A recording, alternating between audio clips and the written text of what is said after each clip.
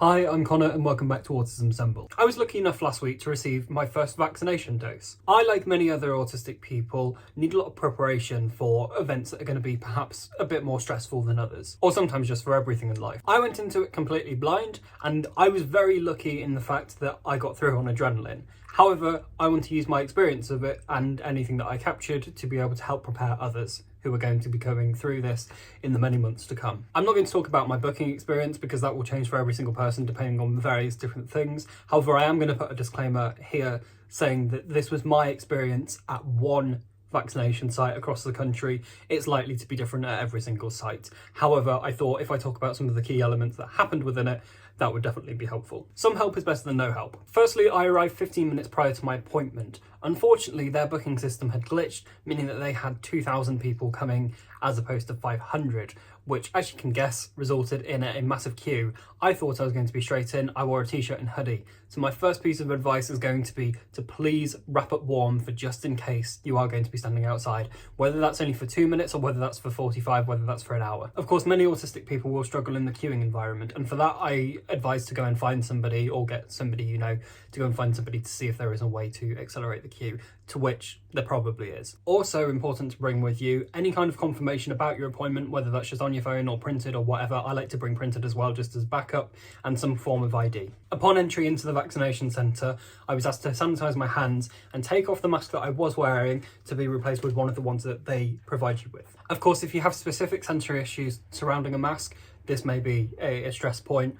I assume they'll make reasonable adjustments for if you can't wear a mask as well, but just warning, that's what happened with me. Luckily, I'm fine with these ones because it's pretty much the same as this. Once in with my new mask on, I was asked to check in, to which I provided my name, my date of birth, my time slot. It was a really quick and easy process. Mine was actually in an old TV studios and the vaccination room was inside one of the old studios. Prior to getting into the vaccination room, a person just checked that we had all the right documents, etc. and information on us. When I arrived in the room, I was given an information booklet. They put particular emphasis on you reading over the potential side effects. If you have trouble reading or even processing information in a stressful environment, I recommend that you bring somebody else with you anyway. I'm sure there'd be someone on site to help you, but I feel it's just important to have people you're comfortable with in that kind of environment. I was then diverted to a desk to be screened. This was just the thing just before you have the vaccine to make sure everything's 100% okay to go ahead. You're asked things like, do you have your NHS number? Don't worry if you don't, I didn't have mine, she was able to find me. But mainly it's for finding out things like, have you had a vaccination in the last 7 days? Are you pregnant, etc. This is all information that they would have realistically found out before.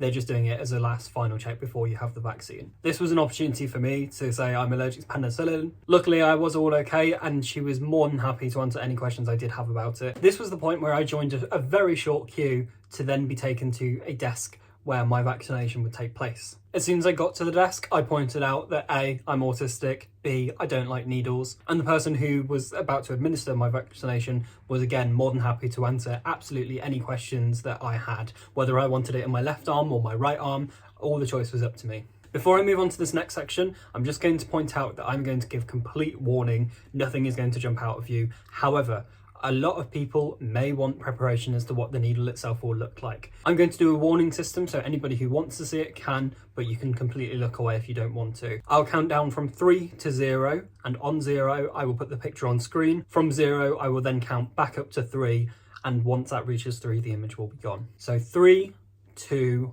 1, 0, 1, 2, 3, the image is gone. Despite being a wuss with needles, I actually did want to see it, hence why there's a photo there for you to look at. And this was the moment for my vaccination to take place. I looked away because I didn't want to see the needle enter me, and within 4 to 5 seconds, the entire thing was over with. So there's a good time guide if you want that kind of information. The person then provided me with cotton wool, placed it on the bleeding part, and then asked if I would hold that whilst we would just wait. It dried up in about 30 seconds. Of course, this varies for everyone. And that was my vaccination aspect complete. I was then given a vaccination card, which I'm sure many of you will have seen by now. It had my name on, the type of vaccine I had, and the time that it was administered. The time there is very important, as that's used for the next stage. In order to make sure that you don't have any immediate reaction reactions to it. You're then asked to wait for 15 minutes in a further section. I don't have any pictures of this section, but the best I can compare it to is an exam hall where you have all like the tables spread out like that, but without the tables and just chairs. Admittedly, I didn't want to sit down at first because I had the adrenaline. I wanted to keep standing up.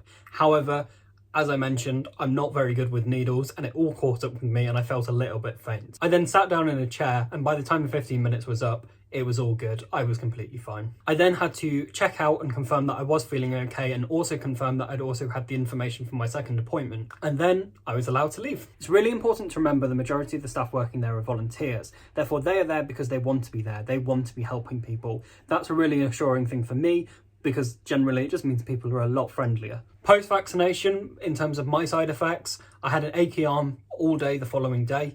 The next day it was a little ache, and then after that I'm completely back to normal. I hope going through all of that was helpful for people who had no idea as to what to expect. I'm aware people may want to study this information quite a lot, so I have produced some PDF guides which are available in the Autism Assemble group on Facebook. Don't worry, I will be including versions with and without needles of that. They're free to download, so please take them and study them as much as you want. That's it from me. I really hope that that's been helpful for you, and the very best of luck with getting your vaccination.